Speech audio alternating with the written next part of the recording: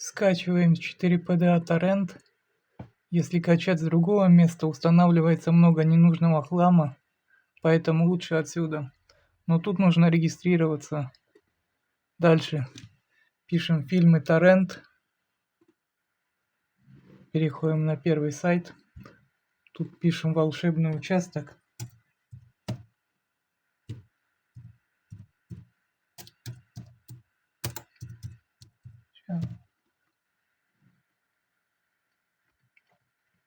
Поиск. Вот он. Нажимаем на него. И тут скачиваем второй сезон с 1 по 4 серии.